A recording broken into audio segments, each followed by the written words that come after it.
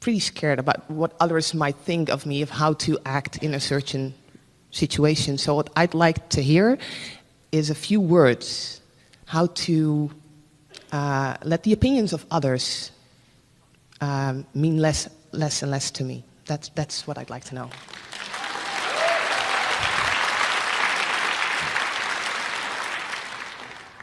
Well, you speak right to the heart of how it is that you all have summoned us to you. In other words, it is the most essential part of what we are all about as we are all in this together. Because everyone came forth with clear understanding of the contrast that they were coming into, knowing that that contrast would produce within them new seeds of desire which were essential for expansion and therefore essential for eternalness. And so that's why you decided, all of you, to come forth with enough variety and diversity to mix it up in order to cause those questions and those desires to be born. In the process of exposure to contrast, your parents, as they welcomed you into this physical experience, had already been bumped around enough by their lack of alignment and their forgetting who they are, that they started off with you in that way. And this is the way that we really want you to hear it. They didn't mean to, they were well-meaning, but they convinced you little by little that your happiness depended upon pleasing them. So they began training you right away. So did your teachers. So does almost everyone who comes around you to some extent.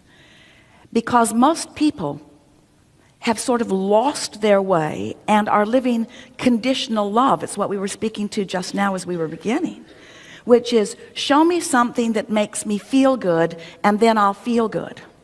But if I should see something that doesn't make me feel good, then I won't feel good. So only show me what makes me feel good.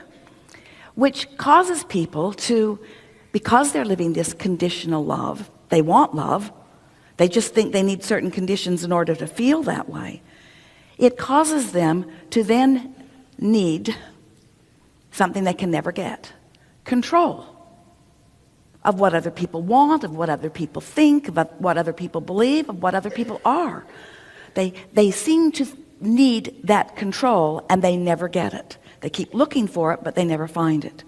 And we say it's because they're looking for love in all the wrong places. They're looking for it where it isn't instead of where it is. So the beginning to the answer to this wonderful question is, you have to get that square in your head. It was sort of off on the wrong foot almost from the beginning because those around you convinced you. And we understand why. When someone, your mother or your father or your boyfriend or your lover or your child or your friend, when anybody, or a stranger, when anyone holds you as their object of attention and likes what they see, adores you, and so they're connected with source energy because in their appreciation they're on that high-flying disc.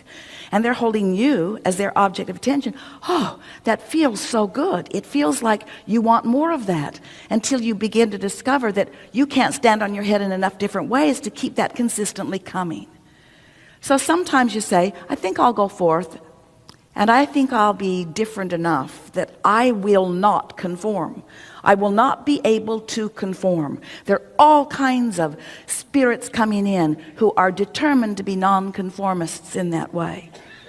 I will not stand in perfection so that you can lazily, conditionally love me.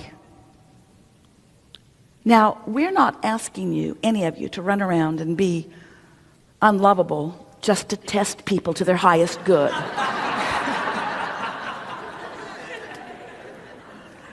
But we're also really not encouraging you to try to conform to please them because it makes them weak, you see. So that's really the crux of it. You have to realize that all of your joy comes from your alignment and everything else follows that.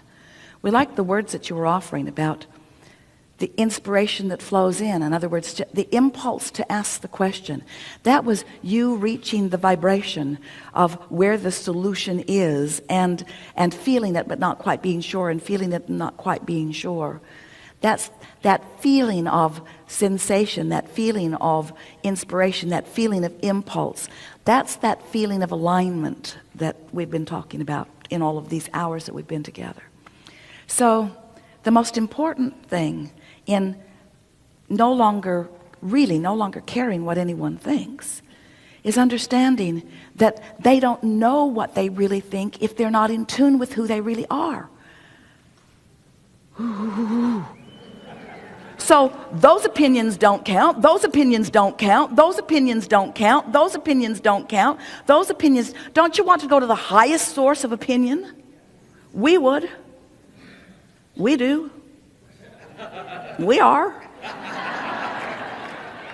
And so then someone hits you with something that feels unpleasant.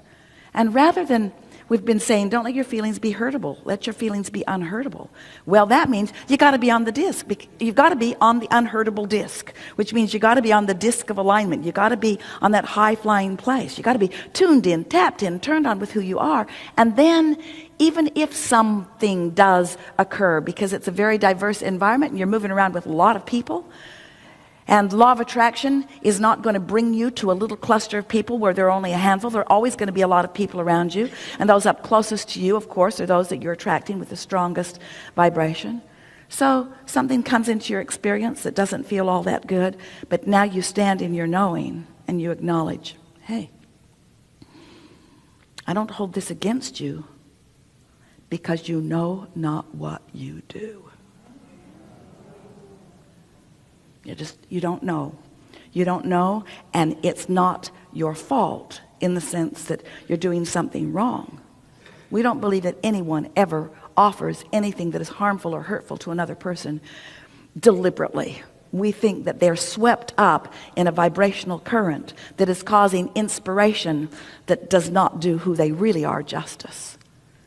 So if you were to find someone in the street bleeding, we know you'd do everything in your power to help them. We know you would. But when you find someone